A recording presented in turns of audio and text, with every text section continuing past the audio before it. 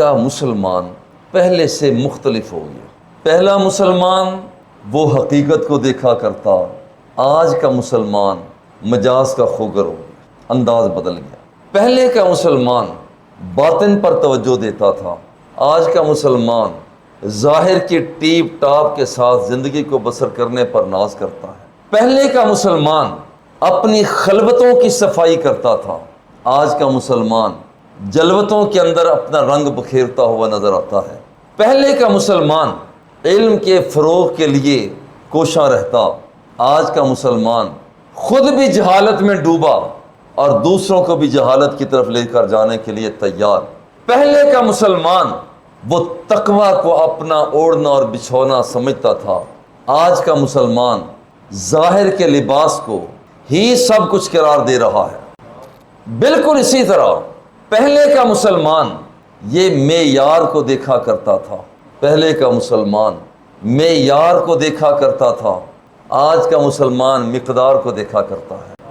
پھر کہتا ہے کہ رحمت نہیں برستی، پھر کہتا ہے کہ اللہ کا فضل کیوں نہیں امنڈ آتا، پھر آج کا مسلمان کہتا ہے کہ چھم چھم رحمت کیوں نہیں برستی۔ قدریں تو تو نے بدلی، لباس تو تو نے بدلا۔ یہی وجہ ہے کہ پہلے کا مسلمان جھونپڑی میں رہ کر بھی مطمئن ہوتا تھا، آج کا مسلمان بہت بڑی کوٹھی میں رہ کر بھی مطمئن نہیں ہوتا۔ پہلے کا مسلمان چھوٹی موٹی سواری پر بھی قناعت کرتا تھا، آج کا مسلمان بڑی بڑی لگژری گاڑیاں ان کے حصول کے اندر ساری زندگی لگا دیتا ہے۔ کسی طرح سے گاڑی مل جائے، یہ انداز مل جائے، لوگ سمجھے کہ ہم کوئی چیز ہیں۔ پہلے لوگوں کا یہ انداز نہیں تھا، وہ یہ نہیں کہتے تھے کہ لوگ سمجھے ہم کیا چیز ہیں، ان کا مطمع نظر ہوتا تھا کام وہ کریں کہ اللہ یہ فرمائے کہ وہ دیکھو میرا بندہ آ رہا ہے۔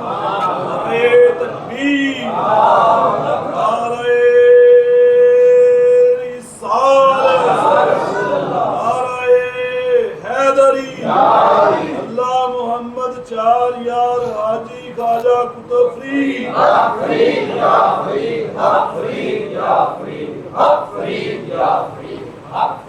آج کے مسلمان کی تھوڑی چیز پر نظر جمتی نہیں ہے، ٹکتا نہیں ہے۔ پیسوں کا معیار تھوڑا سا نیچے آ جائے ذہن میں پریشانی، ایک دیوار پر دراڑ آ جائے قلبی اضطراب، لوگوں کے اندر جان پہچان ذرا کمزور پڑ جائے رات کی نیندیں اڑ گئے۔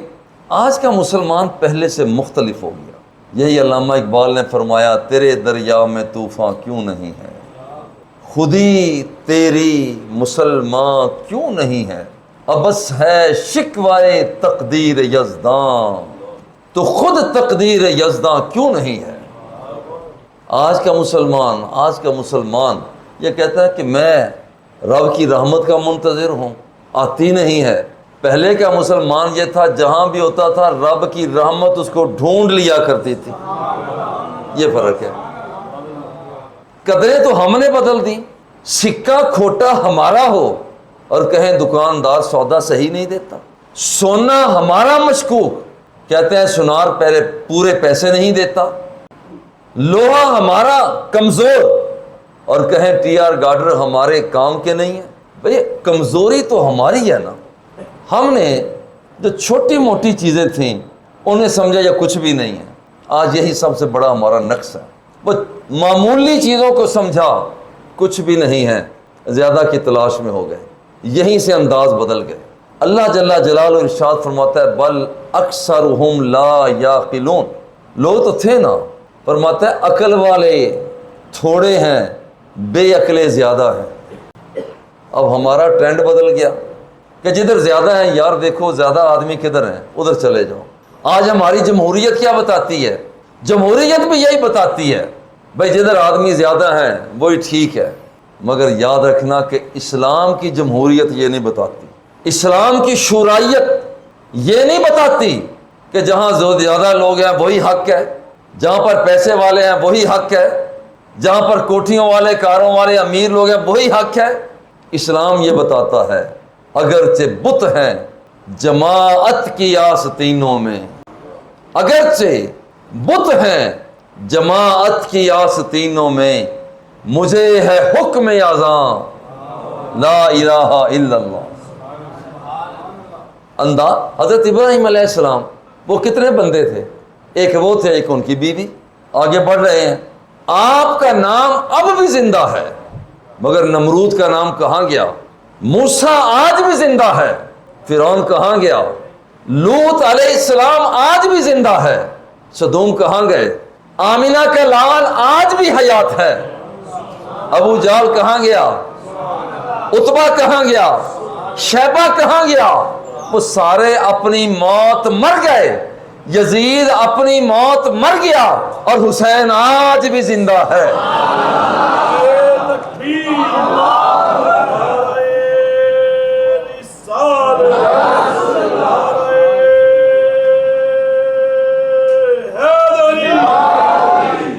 بس آج کا عنوان یہی ہے کہ تھوڑے دیکھ کر پریشان نہ ہو جانا، زیادہ دیکھ کر فخر نہ کرنے لگ جانا۔ اللہ جل جلالہ قرآن مقدس میں ارشاد فرماتا ہے وَلَكِنَّ أَكْثَرَ النَّاسِ لَا يَعْلَمُونَ، اکثر لوگوں کو علم ہی نہیں ہے۔ عالم تو تھوڑے ہیں اور جاہل زیادہ ہیں۔ دوسرا فرماتا ہے وَلَكِنَّ أَكْثَرَ النَّاسِ لَا يُؤْمِنُونَ، اکثر لوگ تو ایماندار ہیں ہی نہیں، اکثر لوگ ایماندار نہیں ہیں، کم لوگ ہیں جو ایماندار ہیں۔ تو یہ جو پرکھا جائے کہ جہاں زیادہ ہے وہاں جاؤ، اسلام تو اس کا خوگر نہیں ہے۔ اسلام اس کا خوگر نہیں ہے کہ جہاں پر بہت زیادہ ہے وہاں جاؤ۔ حرام کے مال سے چنا ہوا دسترخوان ایک طرف، اس کی حقیقت نہیں ہے، اور لقمہ حلال کا ایک چنگیر میں رکھے ہوئے خشک اور سوکھے ٹکڑے وہ سارے دسترخوان پر غالب آ جاتے ہیں۔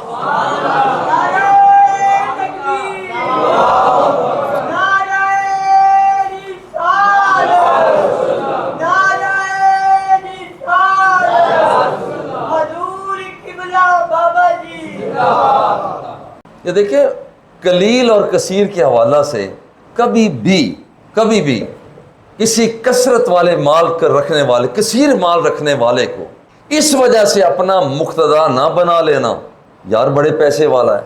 کبھی کسی بڑی کوٹھی والے کو اپنا قائد اس لیے نہ بنا لینا کہ رہائش اس کی بڑی عظیم ہے۔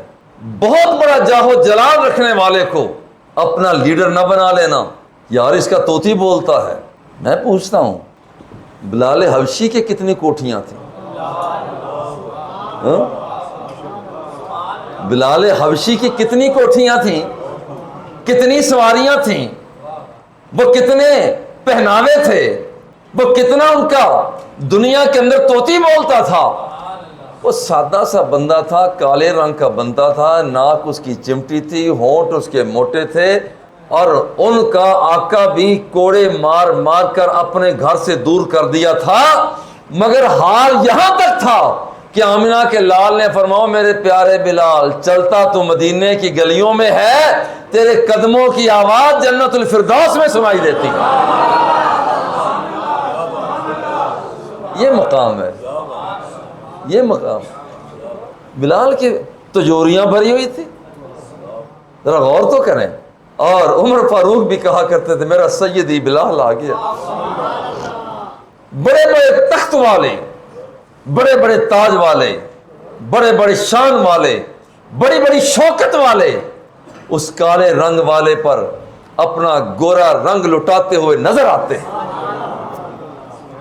کھڑے ہوتے تھے کہ بلال آ رہے ہیں، سیدی بلال آ رہے ہیں۔ وہ بلال کی زبان کی تاثیر ہی تھی نا، خرجت العواتق عن خدورہن، ایک مرتبہ صرف کہا اللہ اکبر اللہ اکبر، کائنات کے آقا دنیا سے رخصت ہو گئے تھے، آپ شہر حلب میں چلے گئے۔ 6 مہینے کے بعد سرکار کی زیارت ہوئی، خواب میں سرکار نے فرمایا بلال ملنے کے لیے مدینے نہیں آنا، مدینے نہیں آنا۔ وہاں سے چلتے ہوئے جب پہنچے ہیں، یہ واقعہ لمبا ہے، بس اذان شروع کی ہے، خرجت العواتق عن خدورہن، عورتوں کو اپنی اوڑھنیاں، انچل، اپنے دوپٹے، اپنی چادریں بھول گئیں، اور ایک گمان کیا کہ یہاں پر یہ بلالی آواز جو ہے یوں محسوس ہوا جیسے آمنہ کا لال مدینے میں آ گیا. ان کے پاس کیا تھا؟ وَقَلِيلٌ مِّنْ عِبَادِيَ الشَّكُورُ. اللہ فرماتا ہے میرے شکر گزار بندے تھوڑے ہیں. اللہ رب العزت دوسرے مقام پر فرماتا ہے وَاذْكُرُوا إِذْ أَنْتُمْ قَلِيلٌ مُسْتَضْعَفُونَ فِي الْأَرْضِ. یاد کرو اس دھرتی پر تم بڑے کمزور تھے. یاد کرو بڑے مستضعفون، کمزور تھے، لاچار تھے. اور حال کیا تھا؟ حدیث پاک صحیح بخاری میں، حدیث پاک میں آتا ہے صحابہ کو دیکھا گیا کسی کے پاس بڑی چادر نہیں تھی. کچھ ایسے تھے کہ جن کا تہبند تھا مگر اوپر کو ڈھانپنے کے لیے کوئی چادر نہیں تھی. کسی کے پاس صرف چادر تھی اور انہوں نے اپنی چادر کو سامنے رکھ کے دایاں پہلو بائیں کندھے پر، بایاں دائیں کندھے پر، اور پیچھے سے بچے اپنی چادروں کو گرا دیتے ہیں. یہ ان کا حال تھا. مگر صورتحال کیا کہ یہ لوگ جن کے پاس پہننے کے کپڑے نہیں تھے ان میں سے ایک بندہ جنہیں عمر فاروق کہا جاتا ہے، ایک یہ اور ایک ان کے خادم اور غلام جن کی باری لگی ہوئی تھی. اتنا سفر آقا نے سواری پر بیٹھنا ہے، اتنا سفر خادم نے اسی سواری پر بیٹھنا ہے. اتفاق ایسا جب نصرانیوں کے قلعوں کے قریب پہنچے تو باری تھی سواری پر بیٹھنے کی غلام کی. اب غلام سواری پہ بیٹھا ہے، آقا آگے مہار کو تھام کے چل رہا ہے. جب نصرانیوں نے دیکھا کہ انصاف اور عدل کا یہ حال ہے کہ وہاں پر جس کے سواری پر سوار ہو کر آنا تھا یہ نہیں کہا کہ اب میں قریب آ گیا ہوں تو میں سواری پہ سوار ہو جاؤں، بس اب باری تھی غلام کے سوار ہونے کی. انہوں نے کہا جو غلام کو اتنا احترام دیتا ہے تو وہ عوام کا خیال کیسے نہیں رکھے گا. تاریخ بتاتی ہے فصیل کے دروازوں کو بغیر لڑائی کے فصیل کے دروازوں کو کھول دیا جاتا ہے، عمر آ جاؤ. یہ ہے ان کا حال. اور یہ انداز کہ یہاں پر کہ افرادی قوت ہونی چاہیے کوئی شک نہیں ہے، مگر افرادی قوت جن ہزاروں بندوں میں تقوی نہ ہو اور ایک بندہ وہ ہے جو تقوی کا خوگر ہو، یہ ایک بندہ بہتر ہے ان ہزاروں سے. یہ ایک بندہ بہتر ہے ہزاروں میں، حالانکہ ادھر ہزاروں ہیں. یہی وجہ ہے آج جو یہ کہا جاتا ہے صرف پاکستان نے دنیا بھر کے اندر جتنے بھی اسلامی ممالک ہیں اس عصری جمہوریت کو چھوڑو اور وہ شرائعت جو نظام مصطفیٰ کہلاتا ہے اور مدینہ منورہ سے آمنہ کے لال نے عطا کر دیا ہے، سب سے پہلے اپنے وجود پر نافذ کرو اور پھر آؤ، پھر دیکھو پارلیمنٹ میں پہنچ کر تمہاری آواز میں تاثیر کیسی ہے. سب سے پہلے اپنے وجود پر ہم نافذ کریں. ہم صرف یہ انتظار کرتے ہیں بھائی اسلامی قانون ہونا چاہیے.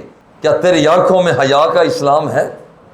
کیا تیری سماعتیں حیا کا خوگر بن گئی؟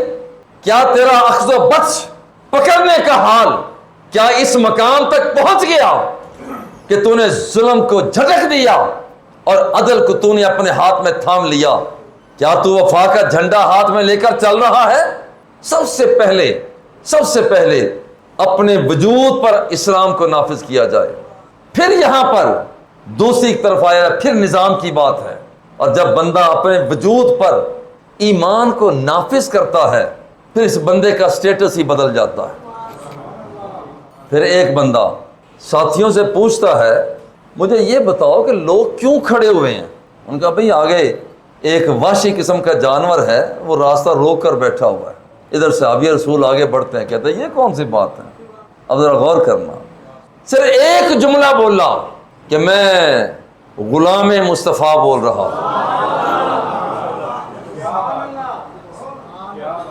میں غلام مصطفیٰ بول رہا ہوں اور تمہیں حکم دیتا ہوں کہ راستے کو چھوڑ دے. لو یہ ہے غلام مصطفیٰ کی تاثیر. یہ غلام مصطفیٰ کی تاثیر ہے اس انداز میں کہ جب بندہ کم کیوں نہ ہو طاقت کا انحصار. اب جانور تو بڑا طاقت والا تھا، مگر یاد رکھیے کہ غلامی مصطفیٰ کی طاقت کا کوئی طاقت مقابلہ نہیں کر سکتی. حضور علیہ الصلوۃ والتسلیم نے ارشاد فرمایا، یہ طبرانی کی روایت ہے، فرمایا کہ لیس شیء خیر من الف مثلہ الا الانسان. کوئی دنیا کے اندر چیز، ایک چیز ہو وہ اپنی جیسی ہزاروں چیزوں سے بہتر ہو نہیں ہوتا. بس ایک طرف ایک چیز ہے اور اسی نوعیت کی اور بھی چیزیں ہوں، ادھر ایک ہے ادھر ہزار ہوں. دنیا کے اندر کوئی ایک چیز اپنے جیسی ہزاروں چیزوں پر غالب نہیں ہوتی. مگر یاد رکھنا کہ انسان ایک ایسی شے ہے کہ ایک طرف ایک انسان ہو اور دوسری طرف ہزاروں انسان ہوں، وہ انسان رب کے باغی ہوں اور یہ انسان سجدہ شکر بجا لانے والا ہو تو یہ ان ہزاروں پر بھی غالب ہوتا ہے. یہ انسان ہے. اور یہ اس کی وجہ کیا ہے؟ یہ غالب کیوں ہوتا ہے؟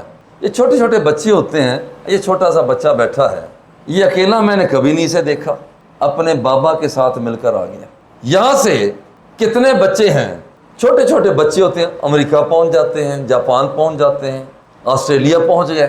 کوئی آدمی کہے بچہ چھوٹا سا ہے، بھئی یہاں کیسے پہنچ گیا؟ اسے کہا جاتا ہے یہ چھوٹا ہے، جس کی گود میں بیٹھ کر آیا ہے وہ بڑا ہے. ذرا غور کر، جس کی گود میں بیٹھ کر آیا ہے وہ بڑا ہے. اس نے اس کا ویزا لگوایا، اس نے اس کا پاسپورٹ بنوایا، اس نے اس کے پیسے ادا کیے، اس نے اس کو اتنی طاقت دی ہے، اس لیے یہاں پر پہنچ گیا. دنیا کا ایک بندہ وہ چھوٹے کو بڑا، چھوٹے کو لے کر یہاں سے وہاں پہنچ جاتا ہے. ذرا غور کرنا کہ جب بندہ اپنے مولا کا ہو جائے اور بیٹھ جائے اس کی جھولی میں جا کر، رحمان کی جھولی میں بیٹھے، غفار کی جھولی میں جا کر بیٹھے، تو کیا یہاں پر سبحان الذی اسری بعبدہ لیلا من المسجد الحرام الی المسجد الاقصی، یہی وجہ ہے ایک بندہ وہ مکہ مکرمہ سے چلا، ایک لمحے سے پہلے بیت المقدس میں پہنچ گیا، چونکہ آمنہ کا لال بیٹھا ہوا رب کی جھولی میں ہے. یہی تو وجہ ہے. مدینہ منورہ میں صحیح بخاری کی روایت ہے، آسمان کی طرف دیکھا، نماز پڑھنے کے دوران پوچھا حضور کیا دیکھا؟ ایک ہی جملہ ذرا سننا، باقی عنوان کی طرف آتے ہیں. مدینہ منورہ میں کھڑے ہیں، حضور صلاۃ کسوف جو پڑھی جا رہی تھی، سورج گرہن والی نماز، اوپر کیا دیکھ رہے تھے؟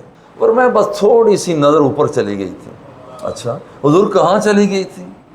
فرمایا کھڑا مدینہ منورہ میں تھا، مگر یہاں کھڑے کھڑے میں جنت الفردوس کے جلووں کو دیکھ رہا تھا. نعرہ تکبیر، نعرہ رسالت، نعرہ حیدری، اللہ محمد چار یار حاجی خواجہ قطب فری. یہ آج کا عنوان ذرا ذہن میں رکھنا، جن کے پاس یہ میں وہ بات کر رہا ہوں، تھوڑے پیسوں والے ہلکے پھلکے اپنے آپ کو نہ سمجھنا، چھوٹے مکان والے اپنے آپ کو چھوٹا نہ سمجھنا، ناموری میں کمزور لوگ اپنے آپ کو چھوٹا موٹا نہ سمجھنا. اب ذرا غور کریں، حضرت طالوت، قرآن مقدس فرماتا ہے حضرت طالوت کا مقابلہ تھا جالوت ظالم کے ساتھ. حضرت طالوت کے ساتھ کچھ لوگ تھے جو مقابلہ کرنے کے لیے جا رہے تھے. بڑی پیاس لگی ہوئی ہے، راستے میں عرض کی جی پیاس بڑی لگی ہوئی ہے، بڑی پیاس لگی ہوئی ہے. میں پیار سے کہتا ہوں یہ غلامان مصطفیٰ ہی تھے. جب انہوں نے کہا کہ حضور پیاس لگی ہے تو آمنہ کے لال نے انگلیوں کو برتن میں رکھا. صحابہ فرماتے ہیں خدا کی قسم ہم نے دیکھا کہ انگلیوں سے پانی کے چشمے جاری ہو رہے تھے. نعرہ تکبیر، نعرہ رسالت، نعرہ ختم نبوت. حضرت طالوت ساتھ ہیں، حضور پیاس لگی ہے، فرمایا صبر کرو حضور پانی پینا ہے، بس اب تو پانی ضرور پینا ہے. آگے نہر آ گئی، اللہ کی طرف سے ایک اور امتحان آ گیا. فرمایا کہ دیکھو جو نہر آ رہی ہے اس میں سے تم 1-2 چلو تو پی لینا، زیادہ نہیں پی سکتے ہو، آزمائش تھی۔ بالکل اسی طرح سے کہ یہاں پر جو سرکاری لوگ ہوتے ہیں ان کے پاس روپیہ پیسہ مال دولت بہت ہوتی ہے، ان کے انتظام میں ہوتی ہے، یہ بہت بڑی آزمائش ہے۔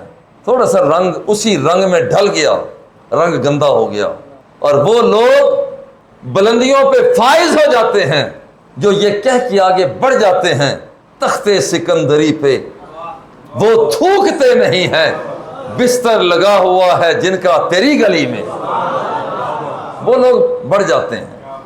اب یہاں پر جناب طالوت آگے نہر آ گئی، فرمایا 1 یا 2 گھونٹ پینا، زیادہ نہیں پی سکتے۔ کوئی دیکھنے والا نہیں تھا، بہت سے لوگوں، زیادہ لوگوں نے پانی زیادہ پی لیا، پتہ نہیں آگے نہر آئے نہ آئے، مگر کچھ وہ تھے 1 یا 2 گھونٹوں پر قناعت کر کے کہا مولا جو تیری مرضی وہ ہماری مرضی۔ بھائی اتنی بات ہوئی، اب آگے گئے، اب دشمن سے مقابلہ کرنا ہے۔ وہ لوگ جنہوں نے زیادہ پیا تھا وہ ڈر گئے، اور جنہوں نے کم پیا تھا اللہ کے حکم کے مطابق پیا تھا وہ آگے بڑھے۔ قال الذین یظنون انہم ملاقو اللہ کم من فئۃ قلیلۃ غلبت فئۃ کثیرۃ باذن اللہ واللہ مع الصابرین۔ انہیں پتا تھا اگرچہ ہم تھوڑے ہیں مگر جس کی بات مانی ہے وہ تو کائنات کا مالک ہے نا،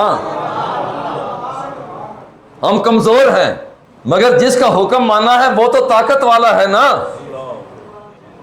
ہم تو در بدر ہیں مگر جس کا حکم مانا ہے وہ تو در عطا کرنے والا ہے۔ بس اتنی بات تھی۔ اب یہاں پر اللہ رب العزت نے اس آزمائش میں سرخرو کیا، بندے زیادہ پیچھے رہ گئے، کم بندے آگے بڑھتے ہیں، رب ذوالجلال کامیابی عطا فرما دیتا ہے۔ لہذا کبھی زیادہ پر کثرت پر ناز نہ کریں۔ ایک میں نے پنجابی میں جملہ سنا تھا، مجھے بہت اچھا لگا، حق کوئی حق دانا کوئی باقی پھک۔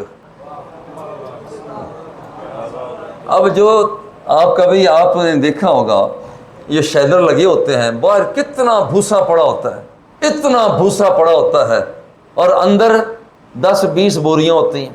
چلو وہ تو اندر نہیں گئے کسی جگہ پر، یہاں پر جو گندم تھریشر کے ذریعے سے نکالتے ہیں، ایک طرف گندم نکل رہی ہے، دوسری طرف توڑی بھوسا ہے، بھوسے کا ڈھیر لگ جاتا ہے، اور یہاں پر چند بوریاں گندم نکلتی ہے۔ اچھا یہاں آپ کیا کرتے ہیں ذرا غور کریں، یہاں کم کو لے کر آ جاتے ہیں، زیادہ کو وہاں چھوڑ آتے ہیں۔ بھائی اتنی بات ہے، کم کو لے آتے ہیں اور زیادہ کو وہاں چھوڑ آتے ہیں، کوئی بات نہیں ہے، مگر عجیب بات یہ ہے کہ لوگ تھوڑے کو چھوڑ دیتے ہیں، زیادہ کے پیچھے ہو جاتے ہیں، وہ پریشان ہو جاتے ہیں۔ یہاں پر جس بندے نے، عقل مند بندہ وہ ہے کہ جس نے تھوڑے کو لے لیا اور محفوظ کر لیا۔ اب زیادہ جو ہے نا، زیادہ بندے کو منزل تک نہیں پہنچاتا۔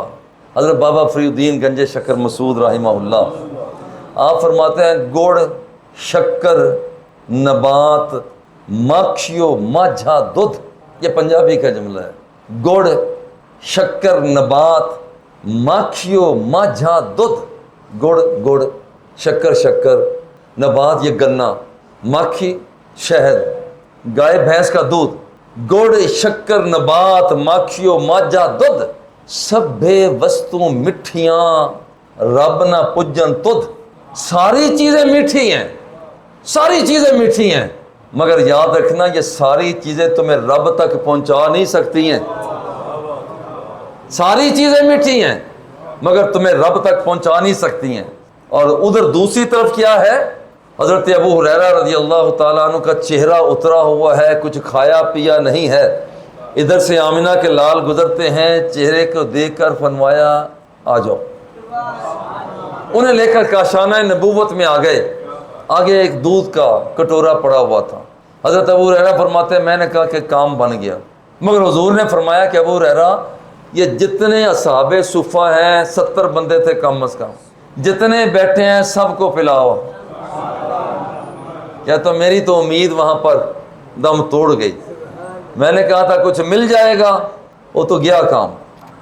جتنے فرماتے ہیں کہ میں نے ایک کو پلایا، انہوں نے پی لیا، دودھ اسی طرح، آگے پلایا، وہ پیٹ بھر گیا، دودھ اتنا ہی ہے، آگے گئے آگے گئے آگے گئے، پیالہ سب نے پیٹ بھر کر پی لیا، دودھ اسی طرح. میں نے کہا کہ چلو اب دیکھتے ہیں کیا صورتحال.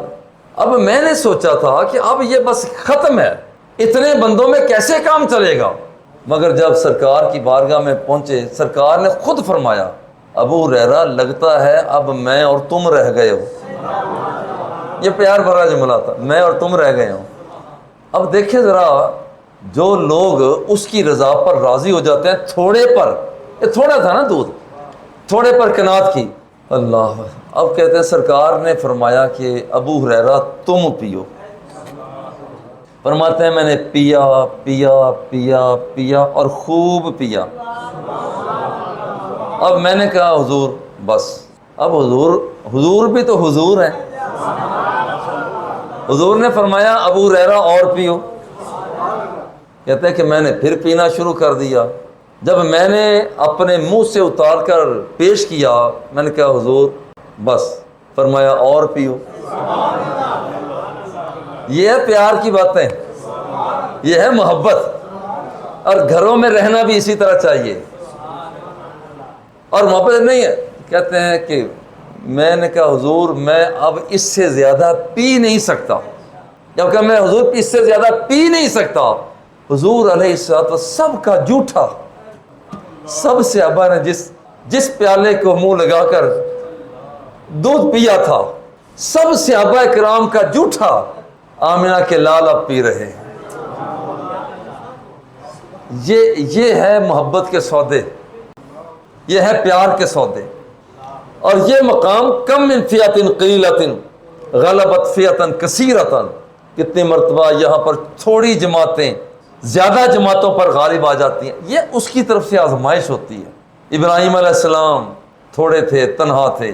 آج جو زمزم شریف پیا جا رہا ہے، زمزم شریف پیا جا رہا ہے، وہ بندہ چھوٹا سا تھا نا، چھوٹا سا بندہ، اتنا سا بچہ تھا نا، جنہیں اسماعیل ذبیح اللہ کہا جاتا ہے.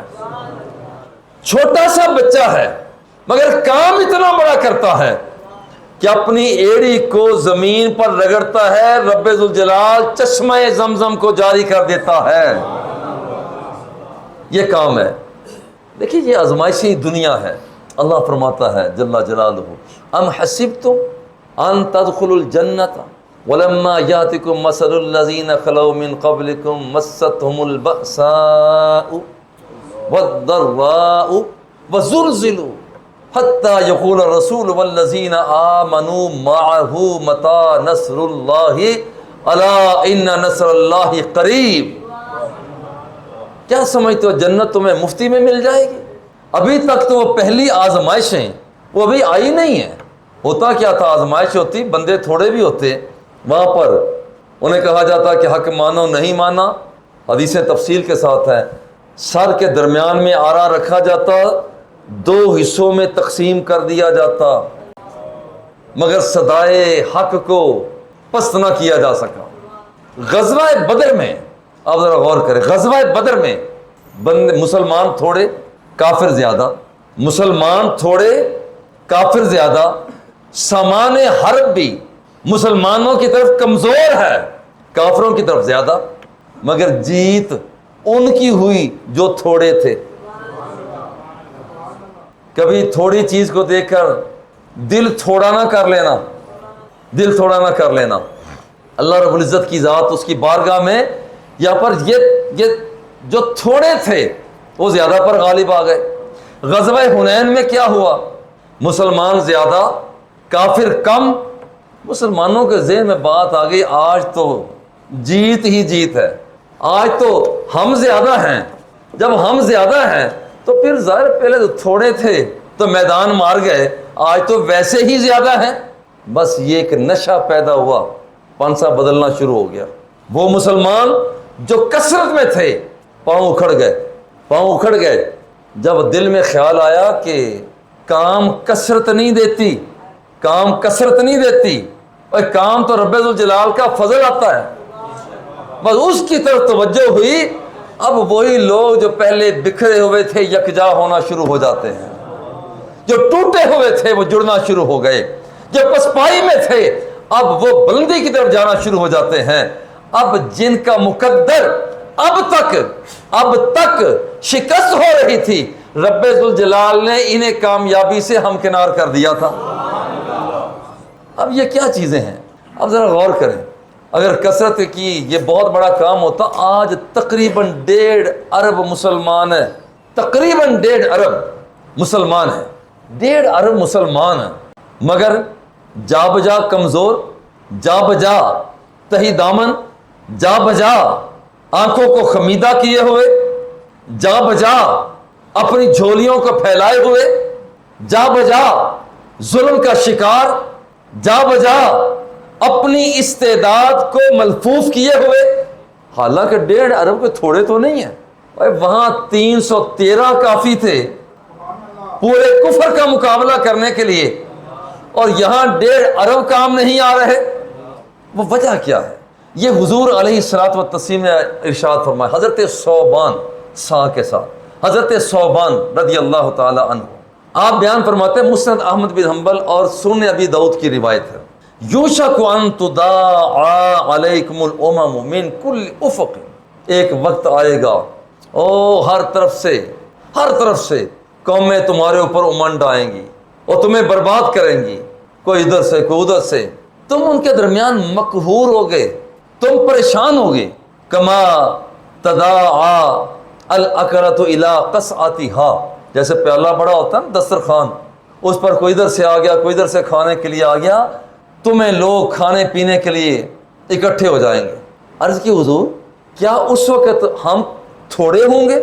فرمایا نہیں، بہت زیادہ ہوں گے، افرادی قوت زیادہ ہوگی، افرادی قوت زیادہ، انتم کثیر ولکنکم غصاء کا غصاء السیل، مگر تم خس و خاشاک کی طرح ہوگے، کثرت ہوگی مگر تم اڑتے ہوا کے دوش اڑتے ہوئے تنکوں کی طرح ہوگے، ایمان کمزور ہوگا، تم بہتے ہوئے پانی کے اندر وہ جو تنکے بہ رہے تھے تم ان کی طرح ہوگے، خس و خاشاک کی طرح ہوگے، کثرت ہوگی تمہاری مگر تمہارا ایمان کمزور، دین کمزور، تمہارا دل کمزور، چونکہ سب سے پہلے بندے کے اندر نفسیاتی کمزوری پیدا ہوتی ہے۔ اور یاد رکھیں، جب بندہ خلوت کے اندر کمزور ہوتا ہے وہ جلوت کے اندر بھی کمزور ہو جاتا ہے، جب تنہائی کے اندر کمزور ہوتا ہے اس کی نافرمانی کرتا ہے، وہ لوگوں کے جھرمٹ میں بھی کمزور ہو جاتا ہے۔ اب وہ لوگ سرکار سے عرض کی حضور کیا ہم تھوڑے ہوں گے؟ فرمایا نہیں، بہت زیادہ ہو گئے، لیکن اس کے باوجود انتم کثیر، بہت زیادہ ہو گئے، ولکنکم غصاء کا غصاء السیل، بہتے ہوئے خس و خاشاک کی طرح ہوگے، وَلَيَنزِعَنَّ اللَّهُ مِن صُدُورِ عَدُوِّكُمُ الْمَحَابَّةَ مِنكُمْ، تمہارا روب ختم ہو جائے گا۔ روب ختم کیسے ہو جائے گا؟ دل کے اندر یاد الہی کا وہ مقام نہیں ہوگا۔ اب ذرا حضور فرماتے ہیں 6 چیزیں ایسی ہیں جو کسی نبی کو بھی نہیں ملی، جو رب ذوالجلال نے مجھ مصطفیٰ کو عطا فرمائی۔ ان میں سے ایک چیز یہ ہے، حضور فرماتے ہیں کہ ابھی میں دشمن کے مقابلہ کے لیے جب آگے بڑھتا ہوں، 1 مہینے کی مسافت پر ہوتا ہوں، رب ذوالجلال میرا خوف میرے دشمن کے سینے میں مٹھا دیتا ہے۔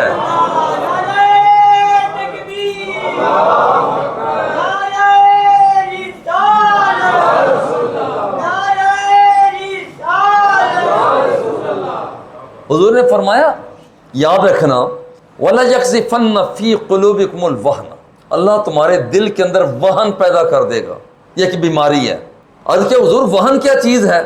حضور نے فرمایا وہ بیماری یہ حب الدنیا وکراہت الموت، تم سمجھنا شروع کر دو کہ دنیا محبوب سمجھو گے، دولت سے پیار کرو گے، سونا اور چاندی تمہارا مطمع نظر ہوگا، ہیرے اور جواہرات تمہاری منزل ہوگی، لوگوں کے درمیان شہرت جاہ طلبی تمہارا سٹیٹس ہوگا، تم اس طرح چل نکلو گے اور موت سے ڈرو گے، موت سے ڈرو گے۔ اور یاد رکھنا، ایک صحابی رسول کو سرکار دو سرا نے مال دیا، مال لینے پر تو خوش ہونا چاہیے، انہوں نے رونا شروع کر دیا۔ سرکار دو سرا نے فرمایا میں نے تمہیں مال دیا ہے، روتے کیوں؟ اب جملہ ذرا سننا، وہ کہتے ہیں حضور میں نے کوئی اسلام اس لیے قبول کیا تھا، حضور میں نے اسلام اس لیے قبول کیا تھا کہ میں اللہ کی خاطر لڑائی کروں گا، میدان کارزار میں اتروں گا، ایک طرف سے دشمن کا تیر آئے گا اور میرے گلے میں پیوست ہو کر دوسری طرف سے نکل جائے گا، میں اپنے رب کی بارگاہ میں سرخرو ہونے کے لیے آیا تھا۔ جب اس نے یہ بات کہی تو سرکار نے فرمایا تمہیں مبارک ہو، جب تم اللہ کے ساتھ اس قدر سچے ہو تو تمہیں مبارک ہو کہ رب ذوالجلال اپنی محبت دینے میں تیرے ساتھ سچا ہے۔ اب اس بندے نے کیا کام کیا تھا؟ اب یہ وہ مقام ہے، اب اسے کہا جاتا ہے۔ اب ان کے اندر حب دنیا نہیں تھی، موت کے ساتھ پیار تھا۔ آج کے مسلمان میں کیا چیز آئی؟ دنیا کی محبت آ گئی اور موت سے نفرت ہو گئی۔ اب یہ شخص اللہ رب العزت یہ چاہتا ہے کہ میرا بندہ میری طرف آئے، میرا بندہ میری طرف آئے۔ اب بندہ رب کی طرف جائے، وہ خود فرماتا ہے کہ میری طرف من انقطع الی اللہ عز وجل کفاہ اللہ کل معونہ ورزقہ اللہ من حیث لا یحتسب۔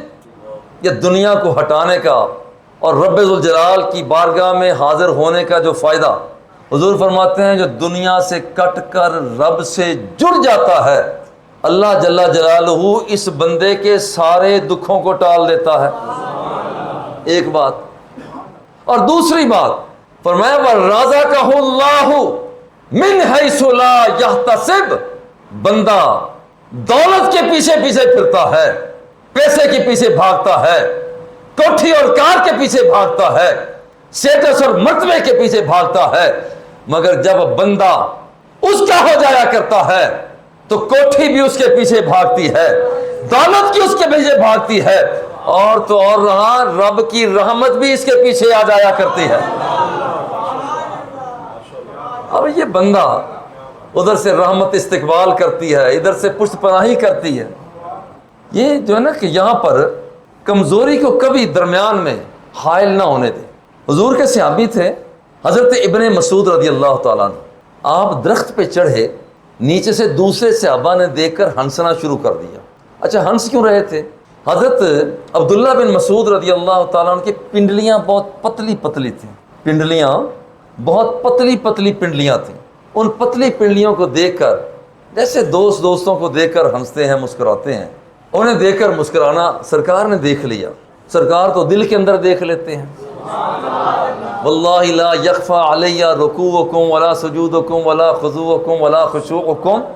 صحیح بخاری کی روایت ہے کہ رب ذوالجلال کے پیارے حبیب فرماتے ہیں جب تم میرے پیچھے نماز پڑھتے ہو میں تمہارے رکوعوں کو دیکھتا ہوں، تمہارے سجدوں کو دیکھتا ہوں، بات یہاں تک نہیں جو ارادے تمہارے دل میں پیدا ہوتے ہیں میں مصطفیٰ انہیں بھی دیکھ لیتا ہوں۔ وہ تو یہاں دیکھ لیتے ہیں، انہوں نے دیکھ لیا کہ یہ میرے صحابہ میرے ایک صحابی کو دیکھ کر ہنس رہے ہیں، پنڈلیاں ان کی تھی کمزور۔ یہ آج کل ہمارے ہاں بھی ایک چلتا ہے، ذرا بات اور سمجھ آ جائے گی، پتلا دبلا بندہ آ رہا ہو تو دوست ذرا محبت سے کہتے ہیں آئیے پہلوان صاحب کیا حال ہے آپ کو؟ اندر کیا ہوتا ہے؟ اندر یہ ہوتا ہے کہ پہلوان کہہ کر اصل میں ذرا مسکرا رہے ہوتے ہیں۔ تو حضرت عبداللہ بن مسعود رضی اللہ تعالیٰ عنہ کی پنڈلیوں کو دیکھا تو مسکرانے لگے۔ حضور نے فرمایا اتضحکون من دقت ساقیہ، کیا تم عبداللہ بن مسعود کی چھوٹی چھوٹی کمزور پنڈلیوں کو دیکھ کر ہنس رہے ہو؟ والذی نفسی بیدہ، حضور نے فرمایا مجھے اللہ، اب دیکھیں سرکار جملہ ذرا سنیں، چھوٹی پنڈلیوں کا وزن کتنا ہے؟ پنڈلیاں چھوٹی ہیں، وزن کتنا ہے؟ حضور فرماتے ہیں والذی نفسی بیدہ ہی، مجھے اللہ کی قسم ہے، لہ ما اسقل فی المیزان من جبل احد۔ سرکار فرماتے ہیں جب قیامت کا دن آئے گا میرے عبداللہ بن مسعود کے ان پنڈلیوں کو تولا جائے گا تو احد پہاڑ کا وزن کم ہوگا، میرے عبداللہ بن مسعود کی پنڈلیوں کا وزن زیادہ ہوگا۔ یارو یہ مقام ہے، یہ مقام ہے. کبھی چھوٹی چیز کو، پنجابی کا ایک جملہ عنوان سے وہ متعلق ہے، زیادہ سمجھ آ جائے گا. سکا ویخ کے لڑیے نہ تے موٹا ویخ کے ڈریے نہ. یہ ایک جملہ ہے ہمارے پنجابی میں بولا جاتا ہے کہ وہاں پر کسی آدمی کو چھوٹا موٹا دیکھ کر یہ لڑائی شروع کر دیں. ہو سکتا ہے کہ اسے جوڈو کراٹے آتے ہو سکتا ہے وہ جم میں جاتا ہو سکتا ہے کوئی نہ کوئی ویٹ لفٹر ہو، آپ کو اٹھا کر ویسے ہی گھما دے. اب یہاں پر ذرا غور کریں کہ یہ جو چھوٹی چیزیں ہیں انہیں حقیر نہ سمجھیں. اللہ کی نظر میں کیا ہے؟ ان اللہ لا ينظر الى صورکم واموالکم. اللہ تمہاری شکلوں کو نہیں دیکھتا، وہ تمہارے مالوں کو بھی نہیں دیکھتا. ولکن ينظر الى قلوبکم واعمالکم. وہ تمہارے دلوں کو دیکھتا ہے. وہ تمہارے دلوں کو دیکھتا ہے کہ جب کوئی بندہ دل کے اعتبار سے سادہ اور سیدھا ہو جاتا ہے، یاد رکھیں کہ رب ذوالجلال اس کی طرف متوجہ ہو جاتا ہے. جب ہم ایسا انداز اختیار کرتے ہیں جا بجا دھوکہ دینے کا، اللہ ناراض ہو جاتا ہے. وہ قدرت کی جو قوتیں ہیں بندے کا ساتھ چھوڑ جاتی ہیں. کب تک کوئی بندہ کب تک جھوٹ بولے گا؟ قدرت اس سے الگ ہو جاتی ہے. اب کبھی چھوٹی چیزوں کو دیکھ کر یہ کمزور چیزیں، اب دیکھیے صحیح بخاری کی جو آخری روایت ہے، کلمتان حبیبتان الی الرحمن خفیفتان علی اللسان وثقیلتان فی المیزان. دو سبحان اللہ وبحمدہ سبحان اللہ العظیم، یہ دو جملے ہیں. سبحان اللہ وبحمدہ سبحان اللہ العظیم، یہ جملے دو بولے ہیں اخلاص کے ساتھ. وما امروا الا ليعبدوا الله مخلصین لہ الدین حنفاء ویقیموا الصلاۃ ویؤتوا الزکاۃ وذلک الدین القیمہ. اور یہاں پر اخلاص کا دو جملے بولے ہیں، دو جملے بولے، سبحان اللہ وبحمدہ سبحان اللہ العظیم. اب ہوا کیا ہے؟ سرکار فرماتے ہیں یہ دو جملے رب کی بارگاہ میں مقبول ہیں، زبان پر بولنے کے لیے انتہائی آسان ہیں. وثقیلتان فی المیزان. اور اگر ان صرف دو جملے ان دو جملوں کو اگر اللہ کے ترازو پہ تولا جائے تو یہ دو جملے انتہائی وزنی ہوا کرتے ہیں. کبھی چھوٹی موٹی چیز کو لے کر کہ یہ کیا، اس کا چھوڑو یار، یہ کیا ہے، یہ نا کسی کو چھوٹا موٹا ویسے ہی نہ سمجھنا. اب ذرا غور کریں، حضرت ابوبکر صدیق رضی اللہ تعالیٰ عنہ کے زمانہ خلافت 2.5 سال ہے، صرف 2.5 سال ہے، مگر آپ نے نبوت کیا اقرار کرنے والے مدعیان نبوت، ان کے خلاف جو آپ نے آپریشن کیا، زکوٰۃ نہ دینے والوں کے خلاف جو آپ نے سینہ سپر ہو کر اپنے آپ کو پیش کیا، وہ آپ کی اپنی مثال صرف 2.5 سال میں. اور یہ ابوبکر صدیق وہ ہیں کہ جن کے لیے سرکار نے فرمایا من سرہ ان ینظر الی عتیق من النار فلینظر الی ابی بکر صدیق. جو بندہ کسی جنتی کو دیکھنا چاہتا ہے وہ میرے ابوبکر صدیق کو دیکھ لے. 2.5 سال، صرف 2.5 سال اور مدت خلافت ہے. اتنا کام حضرت سیدنا عمر فاروق رضی اللہ تعالیٰ عنہ، اندر بھی اور باہر بھی آپ نے فتوحات کا سلسلہ جاری رکھا.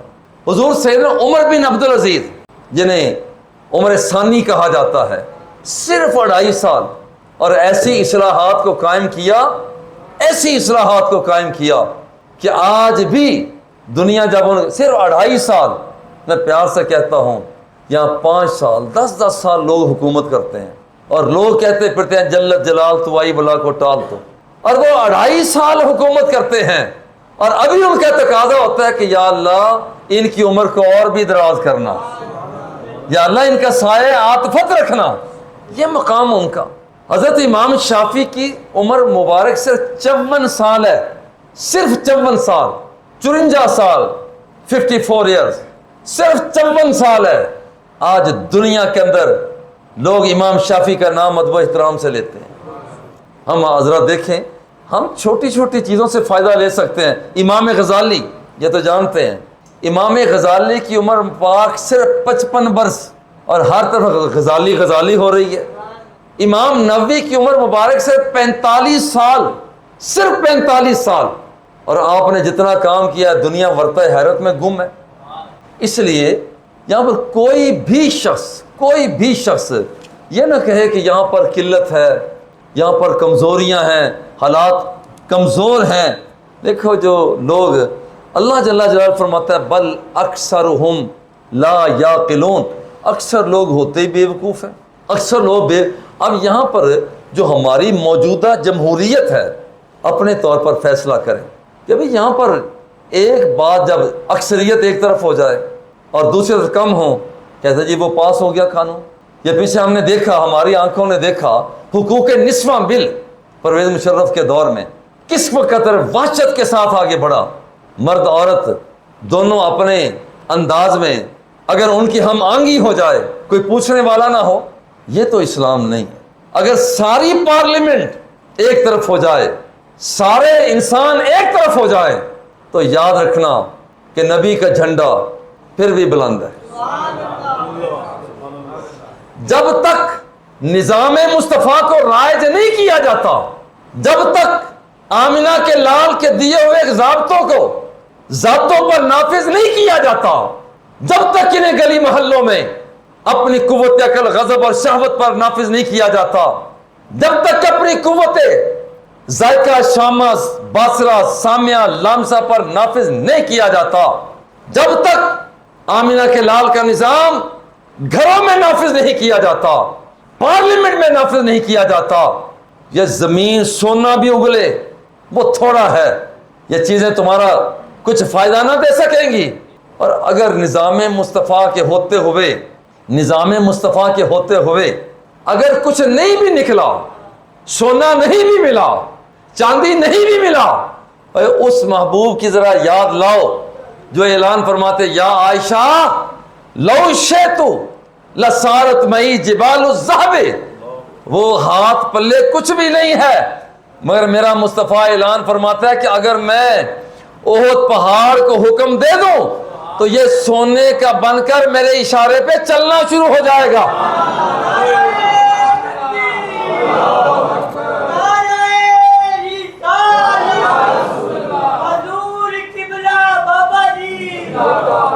اللہ جل جلالہ ہم سب کی حاضری کو قبول فرمائے. وصلی اللہ تعالی علی حبیبہ و آلہ و اصحابہ.